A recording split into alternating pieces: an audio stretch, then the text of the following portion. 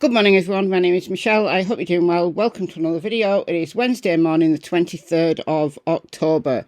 So as all the trials continue that I'm following, Sarah Boone is reaching its final stages. Sarah Boone testified yesterday, absolutely hilarious, showing the jury how to unzip a suitcase. Absolutely fascinating. But the defence is currently in the throes of their case. They're getting their experts together and they plan to rest on Thursday. Then it'll just be the state's rebuttal if they have any. And then the jury gets to decide the fate of Sarah Boone. Has she done enough? Has she done enough to walk? I don't think so. Lilani Simon, they are continuing with the state's witnesses and a lot about the landfill. I do think there's some redundancy at this stage. However, that progresses and with many breaks and long lunches and very late starts and very late coming back from break, it's all very tedious. All right, but the Delphi case, the one that we are not allowed to see, is pure injustice being done in the dark. Everything that we thought we knew about the Delphi case could well turn out to be a lie. I felt duped. I do. I feel duped.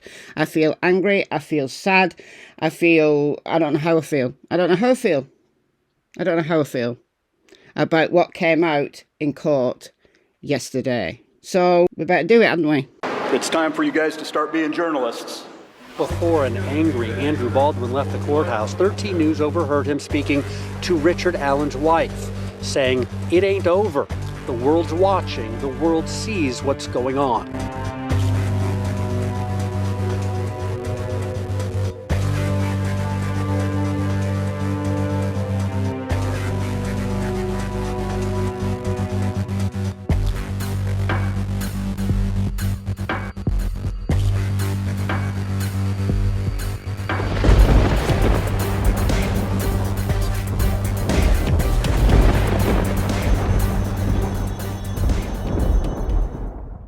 Alright, so this is what the mainstream media are going with. This came out yesterday afternoon. The media, they've been allowed to recreate one of Richard Allen's confessions that is provided in the state's evidence. So this isn't, so it says here, we received permission from Special Judge Voorhees to use this recreation on air and online. We want to make it clear that this is a recreation of the document and not the actual document. So I think they've tried to emulate Richard Allen's handwriting. So I'm ready to confess for killing Abby and Libby, Richard Allen. I hope I get the opportunity to tell the family I'm sorry. Indiana Department of Corrections request for interview. So presumably request for interview with the warden. Well, as far as we know, he didn't get an interview with the warden. He didn't get to make an official confession. Why is that? Because they wanted to keep him in torture. They wanted to keep him so that they could extract by stealth as much information as they could. But this is when this poor man was psychotic. But the mainstream media and all the pro-Richard Allen guilty camp have gone with this. I see you in my comments. I see you. Oh, he confessed 61 times. Yeah, he confessed 61 times while he was in psychosis. Do you want to know something? My stepbrother had schizophrenia. When it was uncontrolled, he used to confess to stuff that there's no way he could have done. He once said that God had planted a device in his brain so that God could listen to his thoughts. Do you think that really happened? No, I don't think so either. So we know that in psychosis, people say the darndest things. So Richard Allen is in a maximum security prison in solitary confinement, is psychotic. What has he got to think about? What might his void of reality brain have come up with? Well, things that are not related to what the killer would know, as far as we know. So there's no details in this. And look at the date here. Look at the date. 3/5/23, 5th of March 2023. Well, what did the warden say in a hearing? Well, Yellow Jacket got this. Brilliant, Yellow Jacket. The warden personally wrote 3/5/23 on there. At pre-trial hearings, he confirms it was 4/5/23. So 5th of April. Not 5th of March, 5th of April. Then tries to backpedal that maybe there was 2 or maybe 3 or maybe it was misdated, because this incoherent letter, it's not even a letter, from Alan doesn't have the same punch when it was April 5/23, the same day that Dr. Waller notes poor, critical, deteriorating, suicide ideation, delusions, states death would bring relief, insomnia, hopelessness. This is a transcript, cross-examination of Warden John Gallipoo. Now, the top page is where you turned it over to Internal Affairs. Chain of custody, yes. That one's dated April 5th, and the other document is actually written and a date in March. Do you believe that he did that twice? And maybe, I believe I did get more than one request. Okay, so where's the other one?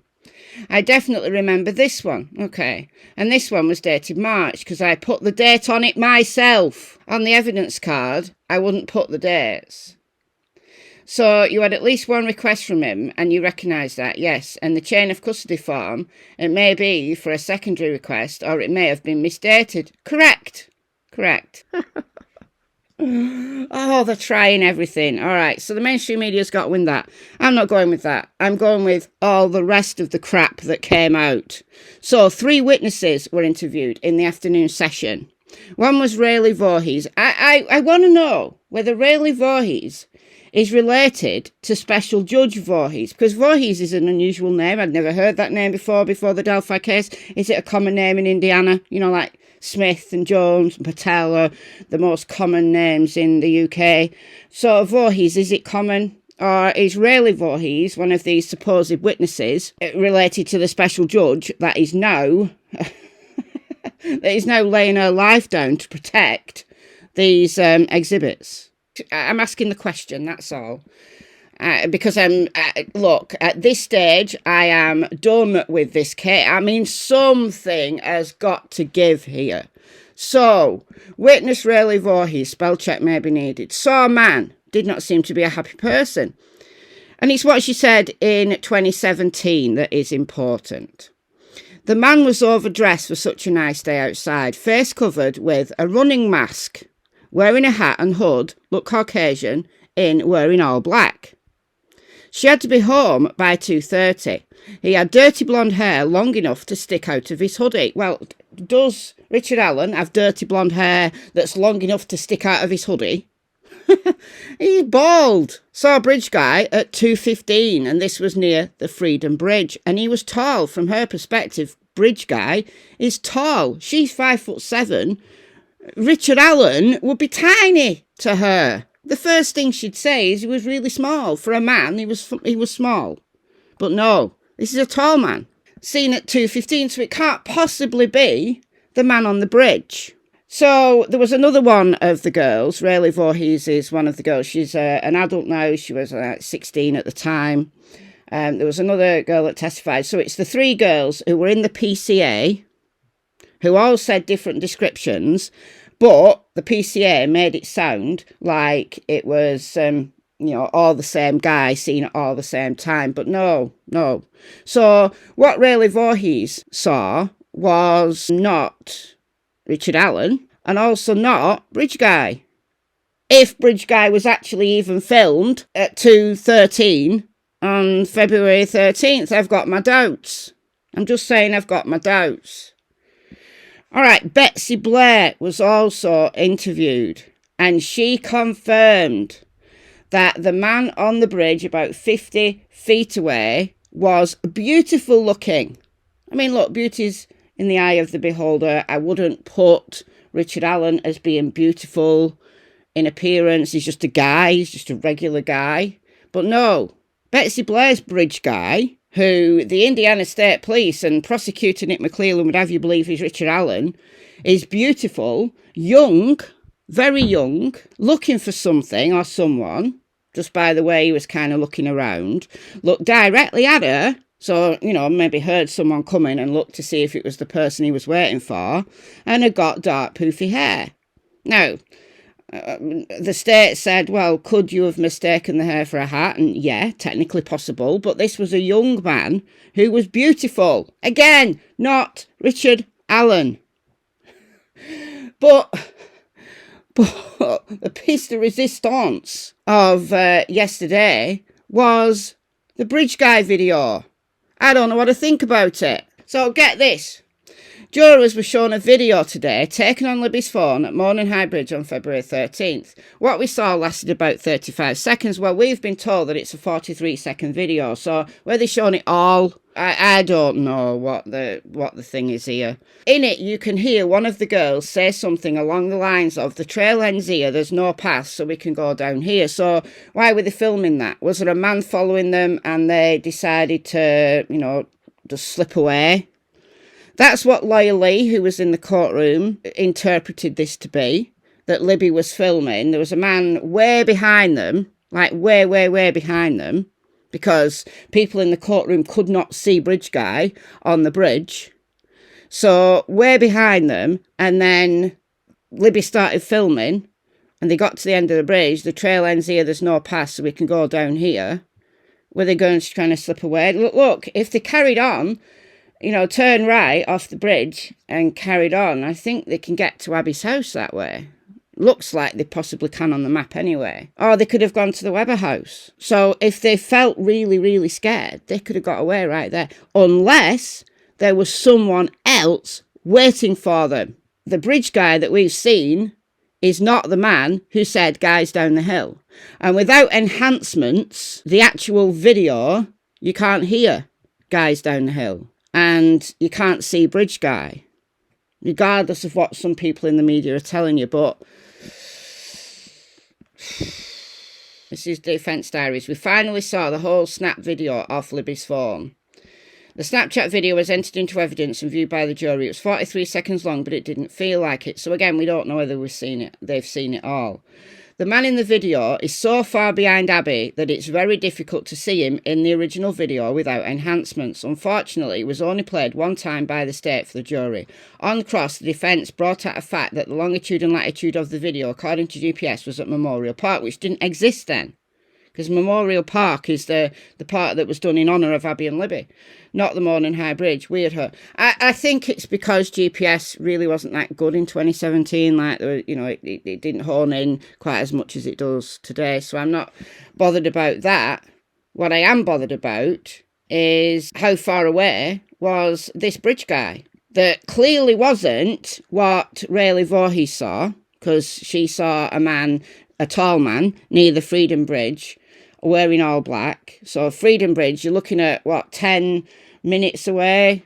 Probably more. 15 minutes walk. So it's definitely not bridge guy. So Rayleigh Voorhees' testimony, not the same guy, right? In a different direction, just a random guy.